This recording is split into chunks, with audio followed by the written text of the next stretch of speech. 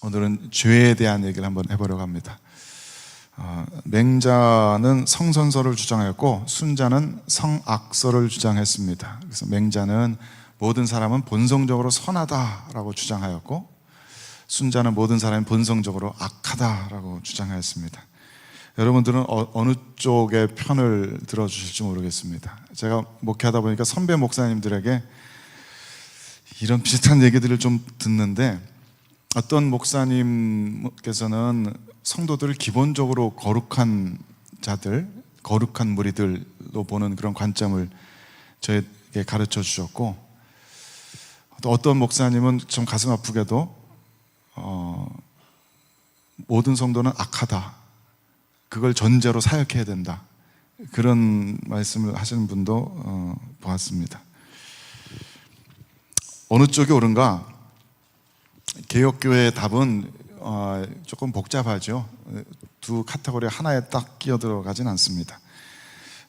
우리 개혁교회의 답은 인간이 처음에 창조되기는 굉장히 고귀하게 선하고 아름답게 창조되었지만 나중에 죄로 인해서 비참하게 타락하였다, 그런 구조를 가지고 있습니다. 그래서 어느 쪽 하나에 딱 들어맞지는 않습니다. 아마도 내년에는 이제 우리 요 웨스트민스터 신앙고백서 한번 훑어보고서 하이델베르크 요리문답을 내년에는 좀 공부해볼 1년 동안 공부해볼 작정인데, 그 하이델베르크 요리문답 쓴 자카리우스 우르시누스라는 독일 사람이 그 요리문답 해설하면서 이렇게 썼어요. 사람은 하나님의 형상대로 창조함을 받았으니 완전히 선하고 지혜로우며 의롭고 거룩하고 하며 복되며 또한 다른 모든 피조물들의 주인으로서 창조함을 받았다는 뜻이다. 우리 개혁교인들은 우리들의 지금 현재의 타락이 얼마나 심각한 것인지를 얘기하기 위해서 더욱더 강조해서 우리들 최초의 지으심을 받았을 때 우리들에게 주어졌던 영광이 얼마나 어마어마한 것인가를 강조해서 이야기합니다. 우리가 최초의 지으심을 받았을 때는 에덴 동산에서의 인간이라는 존재는 저기 쓴 것처럼 완전히 선하며 퍼펙트하게 100%로 선하며 굉장히 지혜로우며 의롭고 하나님과의 관계가 올바르다는 뜻입니다. 또 거룩하며 복되다, 그리고 모든 피조물들의 주인으로서 다스리는 이로서 창조함을 받았다. 이렇게 최초에는 굉장히 영광스러운 존재였다. 그래서 창세기 2장 말씀 이렇게 보면은 그런 모습들이 나타나죠. 인간은 아직 죄를 전혀 모르는, 죄에 대한 개념조차 없는 지극히 선하고 의로운 존재였습니다. 그리고 모든 짐승들을 다스릴 수 있고 종류 나눌 수 있고 이름 붙일 수 있는 지혜 있는 그런 존재였습니다. 그리고 굉장한 능력의 다스림의 잠재력을 가진 존재였고요, 무엇보다도 영원한 생명의 가능성을 가진 존재였어요. 그래서 인간이 죄로 타락하고 난 후에도 창세기에 보면은 타락하고 난 직후에 인간들은 1000년 가까이 살았던 것을 볼 수 있어요. 저는 그것을 문자 그대로 믿습니다. 특히 요즘같이 막 과학자들이 죽음을 정복하네 마네 이런 이야기들 들을 때는 정말 이건 문자 그대로일 수 있겠다. 인간의 생명이 1000년을 산다는 것도 전혀 이상한 일이 아닐 수도 있겠다, 그런 생각을 합니다. 그때를 한번 생각해 보세요. 한 개인이 1000년을 산다라는 거 한번 생각해 보시면 어마어마한 일입니다. 1000년을 살면서 얻어지는 그 모든 지혜들, 세상에 대한 모든 지식들, 그 경험들, 그런 거 생각하면은 그 1000년 가까이 살 수 있는 또 그런 무한한 생명의 가능성을 지닌 인간이야말로 정말 신적인 존재였겠다, 그런 생각을 할 수가 있어요. 무한한 생명의 가능성, 무한한 지혜의 가능성, 또 다스림에 대한 무한한 잠재력의 그런 존재들, 그게 인간의 본래 모습이다. 하나님의 형상을 반영하는, 창조자의 신적인 형상을 반영하는 인간으로서의 무한한 영광의 그런 존재였다.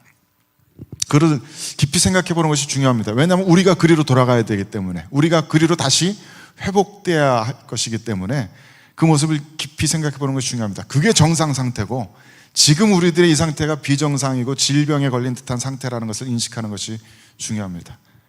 하나님께서 우리를 최초에 지으신 그 모습이, 그 인간이라는 존재에 부여하신 영광이 그토록 어마어마한 것이다.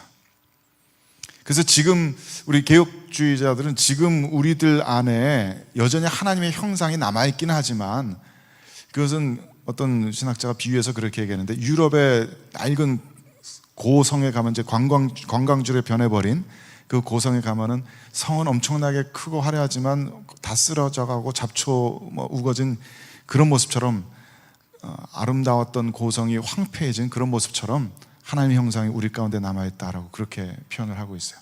과거에는 굉장히 찬란하고 영광스러웠겠지만 지금은 그것이 망가져버린 그런 모습입니다. 그래서 지극히 선하고 거룩하고 아름답고 영광스러웠던 존재였던 우리 인간이 지금은 타락하여서 우리들의 존재의 모든 부분들이 다 타락하였다. 우리 존재의 모든 영역의 100%가 타락했다는 얘기가 아니라 우리들 존재의 어떤 영역도 타락하지 않은 영역은 없다. 우리들의 지성도 타락하였고, 그래서 하나님에 대한 지식을 우리는 잃어버렸고, 우리들의 감정도 타락하여서 많은 사람들이 감정이 고장나 있는 사람들이 많습니다. 기뻐할 때 웃지 못하고 슬퍼할 때 울지 못하는 이들이 많이 있습니다. 다른 이들과 함께 울고 함께 웃는 것이 안 되는 이들이 많이 있습니다. 감정이 고장나서 그렇습니다. 또 우리는 의지도 고장났습니다. 타락하고 죄로 물들었습니다. 우리들은 정말 의지 박약합니다. 우리들이 원하는 것이었지만 그 의지대로 밀고 나가질 못합니다.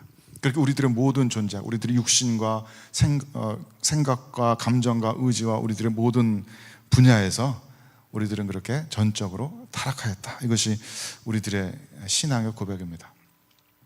그래서 이 6장 사람의 타락, 죄, 형벌에 관하여 거기 1항에 우리는 이렇게 고백합니다. 같이 한번 읽어볼까요? 시작. 우리의 시조는 사탄의 간계와 시험에 유혹되어 금지된 열매를 먹는 죄를 범하였다. 하나님께서는 그들의 이 죄가 그 자신의 영광이 되도록 작정하기를 뜻하신 후 그의 지혜롭고 거룩한 계획을 따라 그 죄를 허용하기를 기뻐하셨다.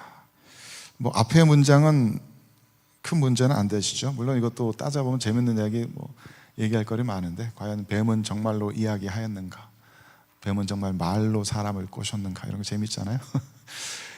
어쨌든 사탄의 시험에 유혹되어서 금지된 열매를 먹는 죄를 범하였다.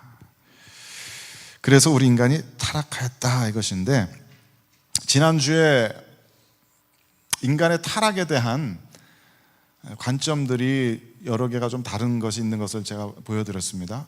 펠라기우스라는 사람은, 이 사람이 AD 300년 400년 아마 그때 사람이죠. 인간은 본성이 선하다라고 그랬어요. 그래서 스스로 선과 악을 택할 수 있다. 한번 비교해 보십시오. 이게 초대교회 이단입니다. 인간은 본성적으로 선하고, 말하자면 타락하지 않아서 스스로 선과 악을 선택할 수 있다. 알미니안주의자들은 인간은 부분적으로 타락하였다는데, 부분적으로, 얼마나 부분적으로, 이게 좀 애매합니다. 알미니안주의자들 가운데도 의논들이 이렇게 의견들이 여러 가지가 있고 여러 가지 다양한 해석들이 거기서 나옵니다. 어쨌든 부분적으로 타락해서, 타락은 했지만 자기 스스로 하나님의 구원을 선택할 수 있다. 자기 자신의 의지로 하나님께 나아갈 수 있다. 이게 알미니안주의. 감리교 웨슬리안주의는 거기서 조금 더 칼빈주의에 가까워요. 하나님의 선행 은혜에 의하여 이 고치심을 받았기 때문에 이렇게 인간이 하나님을 택할 수 있다. 그렇게 조금 더 다른 걸 덧붙입니다. 그건 너무 복잡하니까 빼고, 우리 칼빈주의자들, 장로교인들은 인간은 전적으로 타락하였다. 아까 제가 말씀드린 것처럼 인간은 모든 영역에 있어서 타락하였다. 이것이 우리들의 대체적인 신앙의 고백입니다. 그러니까 다시 말해서 개혁주의적인 관점에서 보자면은, 우리 칼빈주의자들의 관점에서 보자면은, 자연인, 그러니까 특별히 거듭나지 않은 자연인은 자유의지가 완전히 망가진 상태입니다. 자신의 자유의지로 선을 택하든지 악을 택하든지 그걸 자기가 결정할 수 없는 것이 인간의 현재 모습이다. 전적으로 타락한 모습이다. 우리들의 상식적인 생각과는 좀 어긋나죠. 우리들은 상식적으로 생각해서 우리 인간의 자유의지로 선과 악을 택할 수 있지 않느냐, 펠라기우스주의자처럼 그렇게 생각하는 것이 우리 일반적인 생각이에요. 하지만 성경의 이야기는 다릅니다. 예를 들어서 주님께서 이렇게 말씀하시죠. 시험에 들지 않게 깨어 기도하라. 마음은 원이로되 육신이 약하도다. 인간의 타락한 현 존재를 정확하게 찝는 말씀입니다. 마음속 깊은 곳에는 하고 싶어. 주님을 따르고 싶어. 주님께 나아가고 싶어. 근데 그게 안 돼요. 제자들임에도 불구하고 그게 안 돼요. 그게 자기 자유의지가 고장났다는 얘기예요. 의지가 나 자신을 이끌고 가질 못해요. 의지가 고장이 나버렸기 때문에 나 자신을 이끌고 갈 능력이 상실되어 버렸습니다. 우리 일상생활에서 늘 겪는 일이잖아요. 우리 아이들 보면은 청소년들도 그렇고 청년들도 그렇고 내일이 시험인데 계속 컴퓨터 붙들고 있어. 본인도 공부해야 된다는 거 알아요. 이걸 놔야 된다는 거 알아. 놓고 싶어. 근데 안 돼. 자기 뜻대로 할 수 있는 게 아니에요. 우리 모든 습관적인 죄악들이 다 그렇잖아요. 이게 나쁘다는 걸 알아. 이런 습관적인 죄악에 빠지면 안 되고, 술 먹으면 안 되고, 음란한 것에 빠지면 안 되고, 다른 사람 자꾸 미워하면 안 된다는 걸 알아. 아는데 안 돼요. 자기 마음대로 그렇게 탁탁탁 선과 악을 자기가 마음대로 결정할 수가 없어요. 그게 우리들의 비참한 타락한 상태의 모습이다. 그래서 지난번에도 말씀드렸지만 어떤 사람을 지옥으로 보내는 가장 빠른 길은 그 사람을 그냥 가만 내버려 두는 것이다. 가만 내버려 두면 모든 사람은 저절로 악한 쪽으로 기울어져서 지옥의 멸망불을 향해서 걸어가게 되어 있다. 그게 우리 개혁주의자들의 시각입니다. 근데 여기에서 물론 굉장히 많은 여러 가지 의문들이 생겨납니다. 그 중에 가장 해결하기 힘든 어려움 중에 하나는 아까 우리 읽은 말씀의 뒷부분에 이렇게 되어 있어요. 하나님께서는 그들의 이 죄가, 인간들의 죄가 하나님 자신의 영광이 되도록 작정하기를 뜻하신 후 하나님의 지혜롭고 거룩한 계획을 따라서 그 죄를 허용하기를 기뻐하셨다. 참 어려운 이야기죠. 왜 인간의 죄를 지을 수 있는 가능성을 주셨어요? 하나님의 영광을 위해서. 그리고 하나님의 계획을 따라 인간이 죄를 지을 수 있도록 퍼밋, 허용하셨다. 퍼밋이라는 단어가 굉장히 세심하게 고른 단어입니다. 하나님이 죄를 만들어낸 것은 아니다라는 뜻에서 허용하셨다라고 쓰는 거예요. 욥기 보면은 하나님께서 사단에게 야 저희 가서 인간을 욥을 좀 어떻게 유혹해라고 말씀하지는 않으시잖아요. 하나님께서 죄를 만들어내진 않으세요. 하나님께서 죄를 플래닝하진 않으세요. 하나님께서 시키진 않으세요.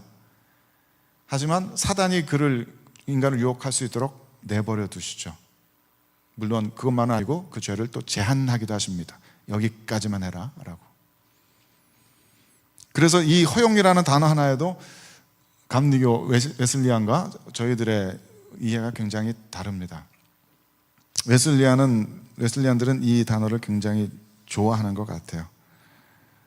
우리 웨스트민스터 신앙고백서는 그 전에 지난 시간에 배운 5장 중간에 보면은 이런 말씀이 있었어요. 그는 지극히 거룩하고 의로우셔서 죄의 조성자, 죄를 authorize 하지 않으셨고 죄를 approve 하지도 않으신다. 그러니까 그 죄 짓도록 만드는 그 죄라는 것을 이 세상에 만들겠습니다 하는 사탄의 계획에 하나님의 사인은 안 들어가 있다 이거예요. 그래서 알미니안주의자들은 이 허용이라는 단어를 통해서 마치 하나님의 뜻과는 상반되는 어떤 일들이 일어날 수 있는 것처럼 이야기를 합니다. 허용이라는 단어가 뉘앙스가 그렇잖아요. 하나님이 원래 좋아하진 않으셨는데 그럼 할 수 없지 해봐 그럼 이런 식으로 하나님의 뜻과 거슬리는 그런 일들이 일어난 것처럼 알미니안주의자들은 이해하는데 켈빈주의자들은 조금 더 어렵습니다. 켈빈주의자들은 모든 것이 하나님의 주권 아래에 있다고 믿기 때문에 설마 하나님께서 원하지 않으신데 혹은 하나님께서 릴럭턴트리 그냥 이렇게 어쩔 수 없이 마지못해 죄를 허용하실 리가 없다. 그래서 이 모든 일들은 아까 고백한 것처럼 하나님의 계획, 어디 갔습니까? 하나님의 계획 아래 있는 것이다. 하나님의 지혜롭고 거룩한 계획을 따라 그 죄가 허용되었다. 이게 참 어려운 거예요. 도대체 왜? 우리들의 죄가 어떻게 하나님을 영화롭게 한다는 걸까? 꼭 이런 방식이었을까? 억지로 막 이해하려면 이해는 할 수 있는데 이게 마음으로 아직은 저는 이게 와닿지는 않아요. 억지로 최선을 다해서 제가 이해하고자 하는 방식은 저는 이해가 잘 안 돼서 이런저런 신학자들의 의견을 막 읽어봐도 제 마음에 탁 그렇지 이런 글 해석들이 많이 없어요. 그래서 불완전하지만 제가 옳게 이해하고 있는지는 모르겠지만 제가 이해하는 방식은 어쩌면은 이 피조물이라는 하나님께서 창조하신 이 세계에서 죄라는 것이 필연적일 수밖에 없다라는 것을 나타내는 것은 아닐까? 저는 그렇게 이해해요. 마치 도넛을 만든다고 하면은 가운데 빵꾸가 뚫려야만 되는 것처럼 이 세상을 하나님께서 창조하셨기 때문에 불완전할 수밖에 없는 세상인데, 스스로 만들어진 세상이 아니기 때문에 불완전한 세상일 수밖에 없는데, 불완전한 세상이니까 죄를 지을 수 있는 가능성이 당연히 생겨나는 것이고, 하나님께서는 그 가능성마저도 끌어안으셨다라는 뜻이 아닐까. 사물을 만들기 위해서는 그림자가 생기는 것을 당연히 하나님께서는 끌어안으셨다는 것. 만약에 하나님께서 로봇을 만드셨다면 훨씬 얘기가 쉬우셨을 거예요. 정확한 인풋에서 정확하게 아웃풋이 나오는 로봇을 만드셨다면 죄라는 것이 필요가 없을지도 몰라요. 근데 하나님께서는 하나님의 형상을 닮은 인간을 만드세요. 그래서 인간이 스스로 살아 움직이고 스스로 생각하고 스스로 모든 삶을 살아가는 가운데 스스로의 자유의지로 하나님을 선택하기를 기뻐하세요. 왜냐하면 그게 훨씬 멋있거든요. 훨씬 아름답거든요. 프로그래밍 된 대로 로봇가 그냥 늘 천사들 같이 그냥 그렇게 프로그래밍 된 대로 늘 하나님을 찬양하는 것보다, 여기 굉장히 불완전한 인간이라는 존재를 하나님께서 만드셔서 그들 중에 어떤 이들은 그 불완전을 따라서 타락하고 하나님께 반역하지만, 그 가운데 어떤 이들은 자신의 자유의지를 꺾어가면서 자신의 죄된 본성을 꺾어가면서 하나님, 주님이 나의 하나님이십니다, 주님께서 나의 주인이십니다 라고 고백하는, 그것이야말로 정말 아름다운 건 아닌가. 그래서 이 불완전이 죄가 필요했던 것이 아닐까. 그게 제가 이해할 수 있는 최선인 것 같아요, 아직까지는. 그래서 지금의 저로서는 죄로 인해서 하나님이 글로리파이 된다는 그것을 가까스로 이해하려고 애쓰고 있습니다. 목회하면서 그거는 조금 더 선명해져요. 신학책 들어보면 그건 진짜 모르겠는데, 목회하면서는 분명히 끄덕여지는 부분들이 있어요. 우리 성도들의 죄, 교회의 죄, 목회자들의 죄, 우리의 죄 가운데 하나님의 영광이 드러나요. 하나님의 선하심이, 하나님의 자비하심이, 하나님의 놀라우신 사랑이. 그렇지 않았으면 그냥 로봇들끼리만 사는, 그런 천사들끼리만 사는 세상이었으면 그렇게까지 하나님의 사랑이 감동적이지 않았을 텐데, 어떻게 나 같은 죄인을, 어떻게 나 같은 거짓말쟁이를, 어떻게 나 같은 위선자를, 어떻게 우리들 같은 형편없는 인간들을 하나님께서 이토록 사랑하시지? 우리들의 불완전함과 죄를 통해서 하나님의 사랑이, 자비가, 하나님의 영광이 드러나요. 그는 논리로서 얘기할 수 없는 것 같아요. 이 개혁주의자들이 고백하는 것이 아마 그런 것이 아닐까. 로마서 말씀에 사도 바울이 이야기하는 것처럼 하나님이 모든 사람을 순종하지 아니하는 가운데 가두어 두심은 모든 사람에게 긍휼을 베풀려 하심이로다. 하나님께서 사람들에게 가두셔서 여기 불순종 안에 딱 가두셔서 불순종할 수밖에 없는 상황을 만들어 두시는데, 그것이 결국 이들에게 긍휼을 베푸시게 합니다. 우리 사람들 입장에서 생각해보면 우리 가지고 노는 겁니까 하나님? 하나님 입장에서는 그것이 하나님의 영광을 드러낼 수 있는 길이었나 보다 라고 불완전하게 어린아이가 아빠를 이해하려는 그런 노력처럼 간신히 이해할 수밖에 없을 것 같아요. 어쩌면 전에도 말씀드린 것이 불협화음의 아름다움 같은 거랄까.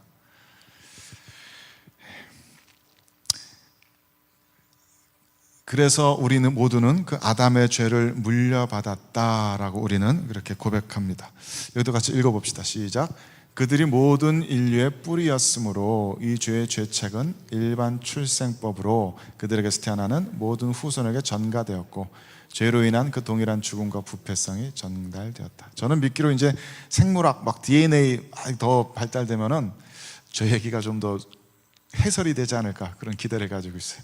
우리들의 DNA 안에 죄에 대한 어떤 비밀도 어느 정도는 풀어줄 수 있지 않을까, 그런 기대를 조금은 가지고 있습니다. 인류의 시조가 죄를 범하였기 때문에, 그래서 하나님을 아는 영적인 감각이 사라졌기 때문에, 하나님과 소통할 수 있고 하나님의 의지대로 따라가는 감각이 사라졌기 때문에 그 인류에게서 일반 출생법으로, 그러니까 예수 그리스도를 제외한 일반 출생법으로 태어나는 모든 후손들에게 그 죄성이 고스란히 전해져 내려온다. 그것이 우리들의 신앙 고백입니다. 다시 한번 말씀드리지만은 이 원죄를 부인하는 것이 펠라기우스주의자들, 이단들입니다.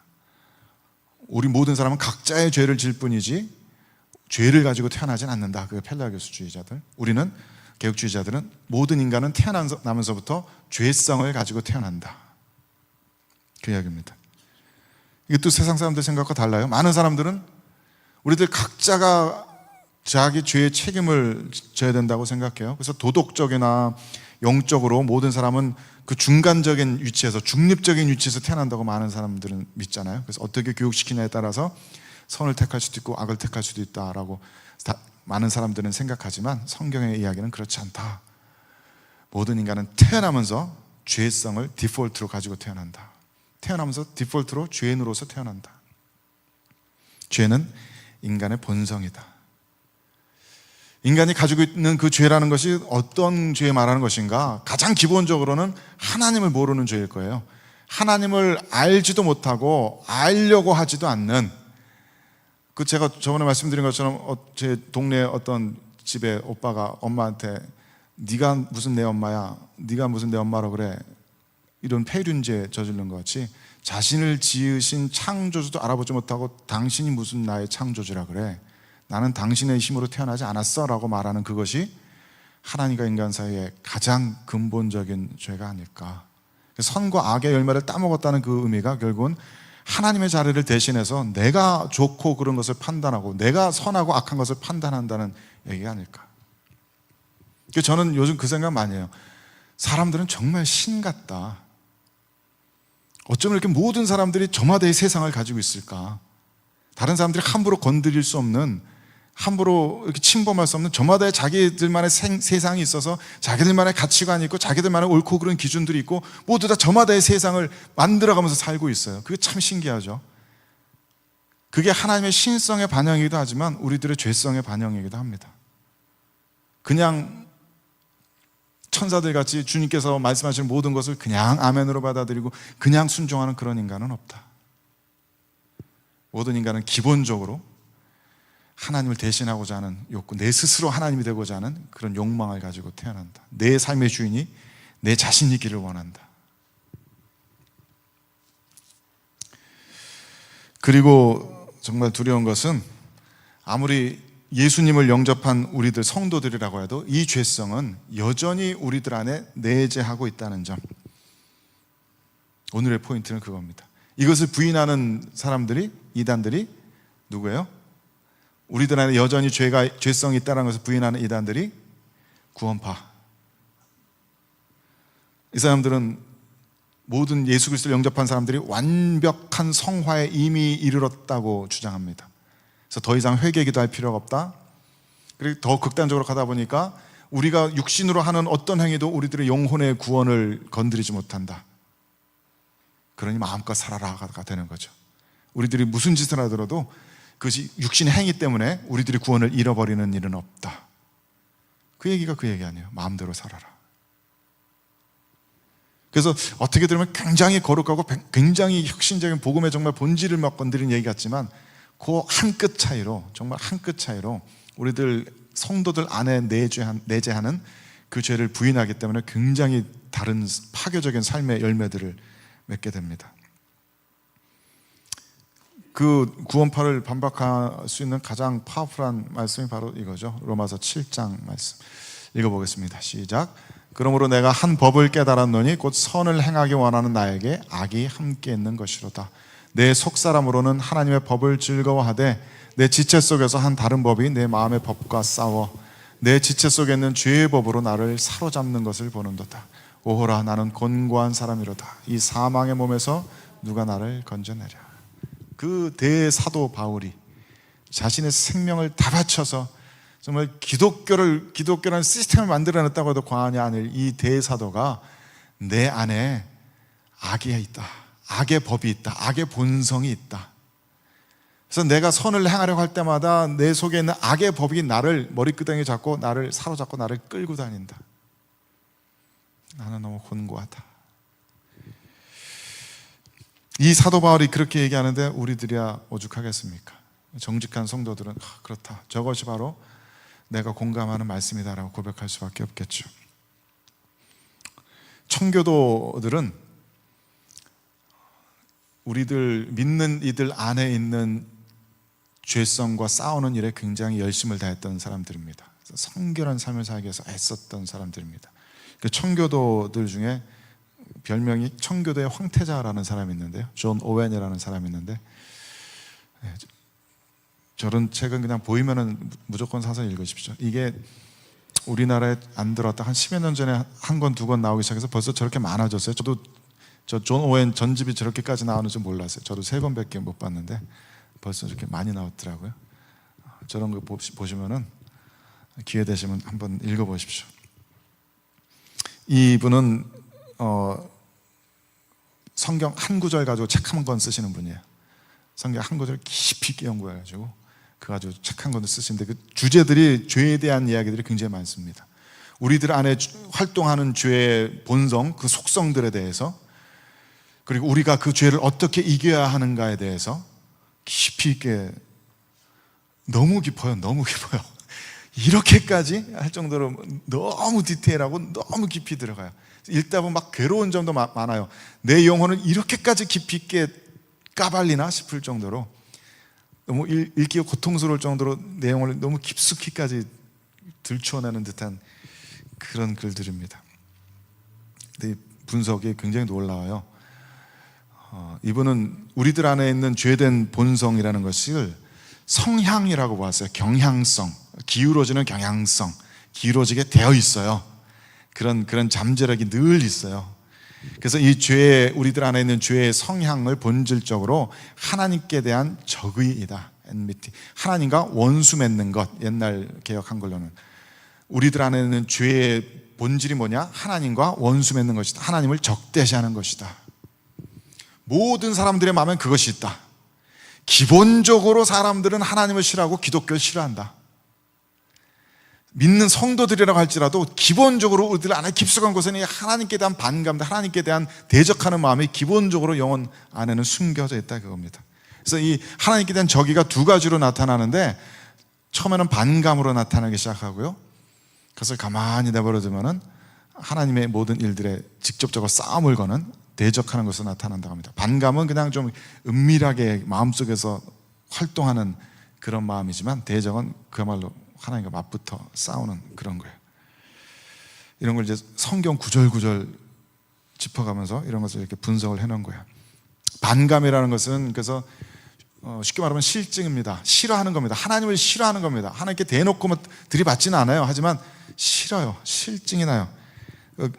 존 오웬이 그렇게 쓰고 있는데, 하나님과 영혼에 대한 관심이 없으면서도 순종의 모양을 취하는 종교적 행위들 속에 이 반감들이 은밀하게 숨어있다.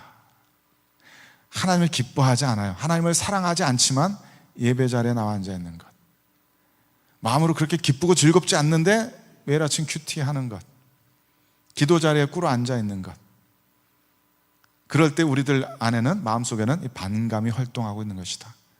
하나님께 대한 실증들이, 싫어하는 마음들이.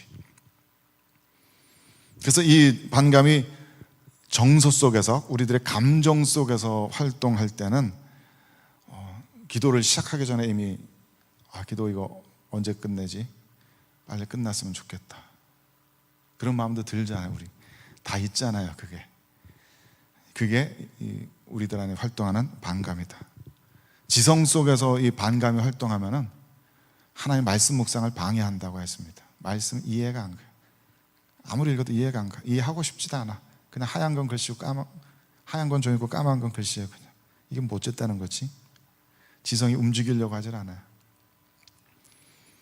그래서 자신의 마음속을 잘 들여다보면서 이런 실증들이 내 감정 속에 혹은 지성 속에 활동하고 있을 때, 그때 포착을 해서 자신의 이 반감을 하나님 앞에 끌고 가지고 나와서 해결을 받아야지, 그렇지 않으면 이 반감이 자라나서 하나님을 직접적으로 대적하게 된다는 겁니다.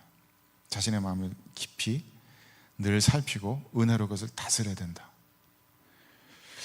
그래서 이 반감이 가만 내버려 두면은 하나님을 이제 대적하게 되는데, 하나님을 대적하는 이 마음이 처음에는 지성을 공략합니다. 그래서 복음을 남용하게 만든다. 괜찮아, 난 용서받았어. 괜찮아, 복음인데 뭐 주님께서 2000년 전 내 죄 사해 주셨는데 이 정도는 괜찮아라고, 자기 합리화하는 거. 은혜를 악용한다라고 그랬어요. 나는 율법의 속박에서 벗어난 사람이니까 괜찮아, 이런 거 해도 돼. 구원파처럼. 또 죄를 옹호한다고 했어요. 뭐 다들 이렇게 사는데 이걸 무슨 죄라고 할 수 있겠어? 내 안에서 그런 생각들이 만들어지는 거예요. 복음에 대한 남용, 은혜에 대한 악용, 그런 자기 합리화의 음성들이 우리들 많이 경험하잖아요. 그의 죄가 우리들의 지성을 대적하고 있을 때이다. 지성이 함락되면은 우리들의 감정도 곧 함락됩니다. 그래서 정서, 감정이 죄의 공략을 받으면은 자꾸 이렇게 헛된 상상을 해요. 마음으로, 생각으로 죄 짓는 그 일들을 계속 떠올리면서 거기에 이렇게 그것을 탐닉하게 돼요. 내가 갖고 싶은 물건, 계속 내가 가져서는 안 되는 사람들에 대한 것도, 어떤 뭐 물건에 대한 것, 위치에 대한 거 계속해서 이렇게 머릿속에서 계속 그걸 생각하면서 그걸 즐기는 거예요. 죄를 즐거워하는 거예요. 그걸 가만히 내버려 두면은 그 죄악에 미혹된 감정이 더욱더 완전히 사로잡혀서 거기에 막 몰두하게 됩니다. 아침에 딱 일어나면 제일 먼저 그 생각 딱 들고, 자기 전에 그 생각 하면서 잠들고, 감정이 완전히 함락되어 있는 거. 그 지성이 함락돼서 자기 합리화가 일어나고 괜찮아고 스스로를 용인하면서 자기 감정으로 막 죄를 막 탐닉하고 이러다 보면 나중에는 그 죄가 우리들의 의지를 공략하게 되는데, 우리들의 의지를 공략하면서 우리들의 의지 속에 죄를 잉태시킨다 했습니다. 표현이 참 끔찍하죠. 무슨 애벌레 알 나오는 것 같이 우리들의 의지 속에 죄를, 씨를 심어 놓는 거예요. 죄를 저지를까? 해버릴까? 의지 속에 죄가 잉태되는 겁니다. 그거 내버려 두면은 그 다음부터는 우리는 못 얘기입니다. 의지 속에 죄가 잉태되기 시작하면 우리는 못 얘기입니다. 그럼 게임이 끝난 겁니다.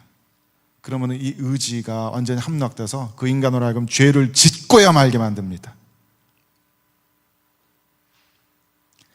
최근에 어떤 영화였는지 드라마였는지 연쇄살인범 얘기를 봤는데, 그 프로파일러들이 연쇄살인범 이렇게 분석하는 얘기인데 너무 끔찍해서 못 보겠더라고요. 실제 일어난 우리나라에서 있었던 연쇄살인범들을 인터뷰한 그 실제 이야기들을 가지고, 실제 기록들을 가지고 드라마타이즈한 거기 때문에 이 사람들이 사람 죽이는 것에 대한 쾌감에 몰입돼 가지고 그걸 안 하면 막 미칠 것 같은 거예요. 그래서 오늘 밤 누구 하나 죽여야지 그러고 나가는데 뭐가 어떻게 돼서 좌절됐다 그러면 그냥 집으로 절대 안 갑니다. 새벽녘이 될 때까지 밤 꼬박 새면서 누군가를 죽여야만 직성이 풀려요. 너무 무섭습니다. 근데 그거 보면서 내가 뭐 다른가? 내가 저 연쇄살인범이랑 뭐가 다른가? 그렇지, 저게 바로 그 존 웨인이 말했던 그 죄가 활동하는 그것이고, 의지 속에 죄를 잉태시켜서 의지가 그 사람을 끌고 가는 그것인데 나라고 별다르지 않은 건 아닌가? 너무 끔찍했어요. 그게 우리들의 모습입니다. 의지가 함락되고 나면 못 얘기입니다. 그래서 어떻게 우리는 이 죄를 죽여야 하는가? 그래서 이 존 오웬이 죄의 죽임이라는 책도 하나 썼는데요. 특별한 방법은 없습니다. 아주 일상적인 우리들의 신앙의 활동들, 아주 일상적인 영적인 일들을 진실되게 하는 것, 그뿐이에요. 물론 포인트들은 있죠. 늘 우리들이 스스로를 살펴서 우리들이 지켜야 될 포인트들이 있어요. 첫 번째는 우리들의 마음을 지켜야 됩니다. 육신으로 죄를 저지르지 않게 지키는 것은 이미 늦은 거고요. 마음으로 이미 죄 짓고 싶은데 그걸 육신을 손발을 묶어가지고 죄 지면 안 돼 그러고 있는 건 이건 늦은 거고, 마음에서 죄가 일어나지 않도록, 마음이 죄로 함락되지 않도록 마음을 지켜야 됩니다. 마음속에 죄된 생각이 떠올랐을 때 그때가 이길 수 있는 찬스입니다. 그때 지나고 나면 못 이깁니다. 히브리서 3장 1절 말씀에 같이 읽어봅시다. 시작. 그러므로 함께 하늘의 부르심을 받은 거룩한 형제들아, 우리가 믿는 도리의 사도이시며 대제사장이신 예수를 깊이 생각하라. Fix your thoughts on Jesus. 이 문맥이 꼭 그렇게 죄와 싸우기 위해서 이렇게 해라라는 얘기는 아니지만은 이 존 오웬이 제안하는 것은 마음을 그리스도로 가득 채워라. 그리스도에 대해서 늘 생각하라. 수련회 가서 은혜 받는 이유가 그거잖아요. 아침, 점심, 저녁 계속 주님에 대해서 말 들으니까. 하여튼 우리들은 오래 생각하는 것에 영향받게 되어 있어요. 그리스도에 대해서 계속 생각하고 있으면 마음은 어느샌가 마음속에는 죄된 욕구가 사라져 있습니다. 우선 반대하는 사람들도 많지만 어거스틴은 죄라는 것은 은혜가 없는 상태이다 라고 그랬어요. 은혜가 결핍되는 것이 죄다.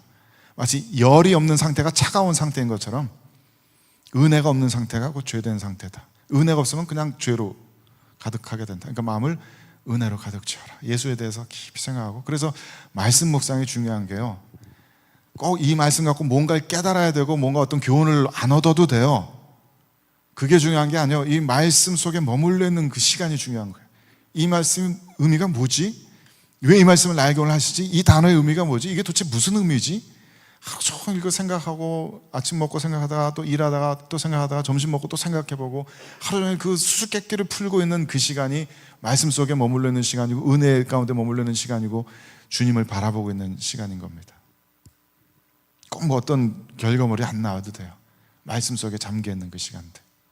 그때는 아마 우리들 마음속에 죄된 욕구들이 발견되지 않을 거예요. 또 하나 성경에서 우리들 마음에 지키는 방법은 감사입니다. 같이 읽어봅시다. 시작. 감사함으로 그의 문에 들어가며 찬송함으로 그의 궁정에 들어가서 그에게 감사하며 그의 이름을 송축할지어다. 저도 무릎 딱 꿇고 기도하려고 할 때 기도에 실증 날 때가 많으니까 무조건 입술을 열어서 감사부터 하고 시작합니다. 감사라는, 누가 그렇게 얘기하는데 감사라는 행위는 감사합니다라고 말하는 행위라고 했어요.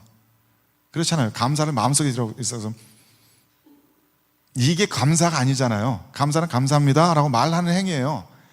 하나님께 감사하라. 그래서 하나님께 감사라고 말하라는 얘기예요. 곡을 붙여서 하든지 말로 하든지 말하라는 얘기예요. 하나님께 감사합니다 하고 실제 입을 움직여서 하나님께서 정말 여기 계시는 분인 것처럼 주님 감사합니다. 이런 것도 감사하고 이런 것도 감사하고 막 은혜 없을 땐 막 쥐어짜가면서 내가 미처 생각하지 못했던 것까지 다 쥐어짜내면서 했던 거 또 감사하고 또 감사하고 또 감사하고 감사하다 보면은 이 말이 나가면은 그 다음에는 정말 마음이 감사로 은혜로 가득 차게 되죠.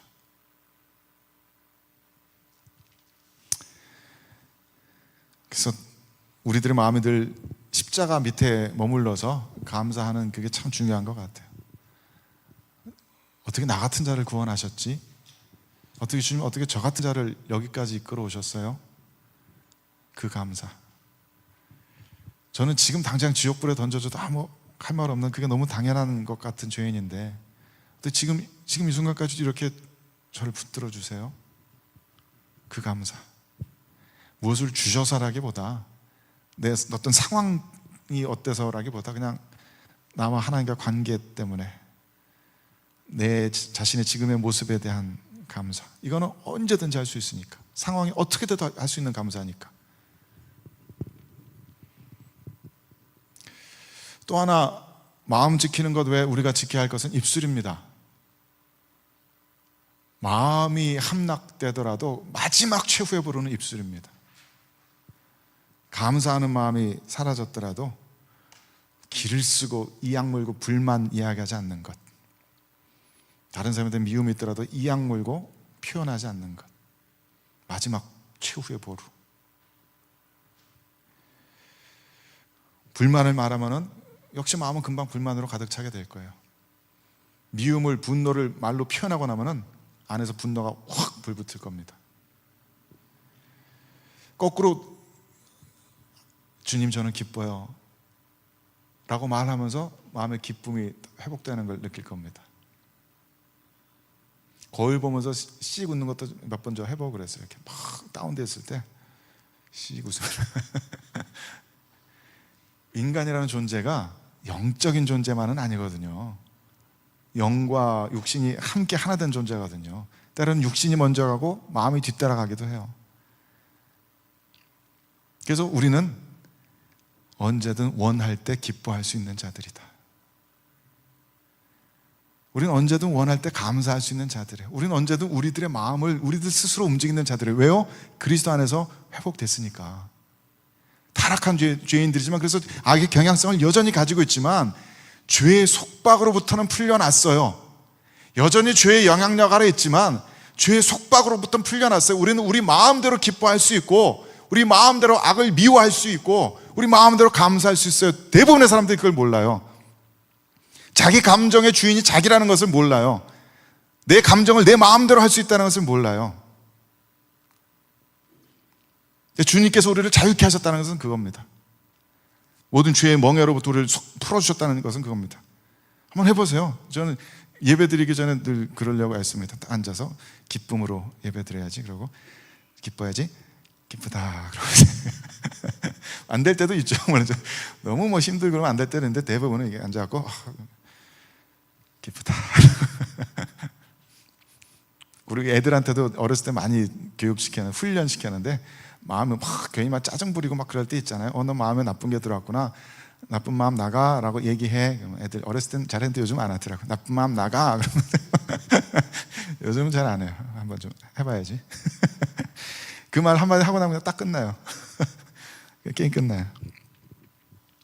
그래서 죄의 경향성에 우리들의 생각과 감정과 의지가 끌려갈 수도 있지만, 지금 우리는 우리들의 주인이 주님이시니까 주님께서 우리들의 생각과 감정과 의지를 끌고 가시도록 그렇게 허락해 드릴 수가 있어요. 제가 처음 회심하고서 한참 주님과의 첫사랑에 빠졌을 때 많은 환상과 비전 이런 걸로 복음의 원리들을 깨닫게 하신 은혜들이 있었는데, 한 번은 환상 가운데 제가 지하 감옥 같은 데 갇혀 있었어요. 정말 어둡고 습하고 막 불쾌하고 막 이런 지하 감옥인데, 이렇게 팔이 이렇게 양쪽으로 십자가처럼 이렇게 묶여가지고 팔다리가 쇠사슬에 묶여 있는 것처럼 막 이러고 제가 신음하고 있는 거예요. 근데 옆에 딱 보니까 쇠사슬이 없어요. 저 혼자 이러고 있는 거더라고요. 그래서 이렇게 움직이면 팔이 움직여져요. 난 안 묶여 있네. 그 다리도 보니까 없어요. 그래서 이게 내가 움직일 수 있는 거네? 나는 지금까지 왜 이러고 있었지? 그러고 지하 감옥을 이렇게 걸어놔서 계단을 한참 올라가니까 눈부시게 찬란한 정원이 펼쳐져 있어가지고 거기 올라간 그런 환상의 기억이 있는데, 그 환상을 통해서 깨달았어요. 나는 묶여있지 않구나. 내 착각이고 나의 오해고 내가 잘못 생각하고 있었던 거였구나. 그러니까 죄라는 것이 나를 실제로 묶고 있는 것이 아니라, 죄가 나를 묶고 있는 척 나를 속이고 있었구나. 그래서 죄는 줄에 묶여있는 사나운 개와 같다 그랬잖아요. 그냥 개가 앞만 짖어도 그냥 이렇게 지나가면 돼요. 근데 괜히 막 이럴 필요가 없다는, 그냥 지나가면 돼요. 끈 짧아서 못 물어요. 그냥 가면 돼요. 얘가 할 수 있는 것은 짖어가지고 겁주는 것밖에 없는 거예요. 죄가 우리들에게, 지금 그리스도 안에 있는 이들에게 할 수 있는 것은 그런 죄의 영향력 아래 어떻게든 두려고 하는 것. 하지만 우리는 우리들의 회복된 자유의지로 거부할 수 있다. 주님을 믿는 믿음으로 거부할 수 있다. 선포할 수 있다. 내 자유의지로 기뻐할 수 있고 하나님을 선택할 수 있다. 그래서 성경적인 관점에서 인간은 굉장히 고귀한 존재로 창조되었지만, 정말 신을 닮은 신의 형상의 그런 모습으로 창조되었지만, 그 엄청난 높은 영광에서 엄청나게 낮은 비참한 존재로 타락되었고, 주님께서 우리를 회복시키고 계신다. 우리는 이 회복의 과정 가운데 있는 사람들이다. 그러니까 성선설, 성악설이 좀 섞여 있는 얘기죠. 근데 이런 개혁주의적인 이 원리를 가지고 세상을 바라보는 것이 중요하다는 것입니다. 이 원리 가운데서 자녀들을 교육시키는 원리도 나오고, 성도들을 대하는 원리도, 사람들을 대하는 그런 것들도 나올 거예요. 우리는 기본적으로 우리 자녀들이나 믿는 사람들이나 안 믿는 사람들은 기본적으로 죄와 씨름하는 사람들이다. 우리는 기본적으로 우리들 스스로를 믿을 수가 없다. 우리들 안에 죄가 언제 우리들을 함락시킬지 모르는 그런 존재들이기 때문에 나도 내 자신을 믿지 못하고, 나도 여러분들 믿지 못하고, 안 믿는 사람들 믿지 못합니다. 인간은 신뢰할 수 있는 존재가 아니라 그랬어요. 사랑하는 존재라고 했지. 사랑해야 하는 존재. 그래서 기본적으로 믿으면 안 됩니다. 죄성에 대해서, 죄의 문제에 관해서. 그래서 한편으로는 우리는 늘 서로가 가엾습니다. 내 자신이 죄와 치열하게 싸워봤다면, 그래서 이게 얼마나 고통스럽고 아프고 내 영혼이 찢어지는 같은 고통이, 그 눈물이 무릎 꿇는 그 아픔이 있다는 걸 안다면, 다른 사람 볼 때 아유, 저 사람도 그 싸움이 있겠지. 자신도 어쩌지 못하는 죄에 함락되는 그 연약함이 나에게만 있는 게 아니라 저 사람에게도 있지.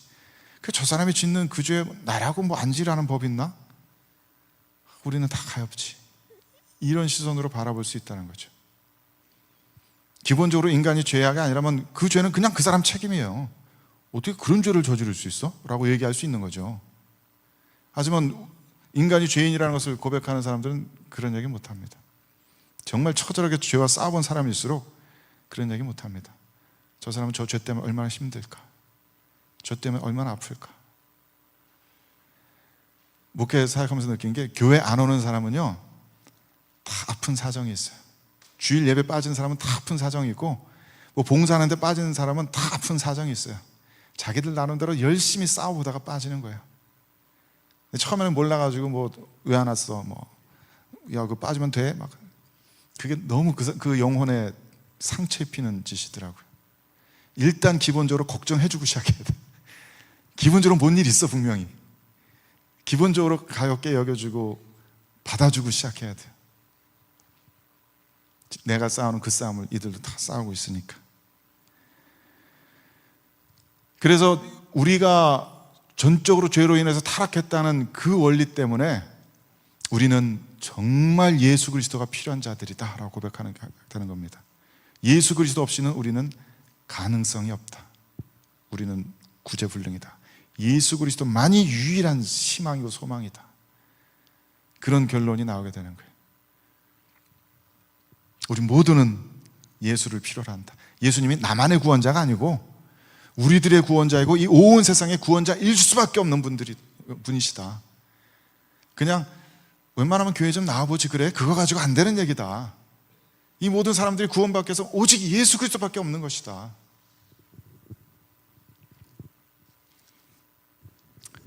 그리고 그 예수 그리스도 안에서 우리는 자유를 배워가는 겁니다. 늘 성공하지 못하죠. 늘 우리들 마음대로, 우리들 회복된 자유의지 가지고 늘 우리의 생각과 감정과 의지를 우리 마음대로 좋은 것을 선택하지 못하지만 배워가잖아요. 이게 되네? 그런 순간들이 있잖아요. 이게 되는구나. 내가 선을 택할 수가 있구나. 내가 죄를 혐오하는 마음이 내 안에 생겨나는구나. 이걸 자꾸 거듭해가면서 내 스스로의 영적인 전쟁에서 승리하는 경험들이 계속 쌓여나가는 거죠. 영적인 전쟁이라는 것이 결코 내 바깥에서 귀신과 귀신이 싸우는 그게 아니라고 저는 믿어요. 영적인 전쟁은 늘 내 안에 일어납니다. 내 안에서 나의 죄성과 성령 하나님의 인도하신 가운데서 싸우는 그것이 우리가 늘 싸워야 할 영적 전쟁입니다.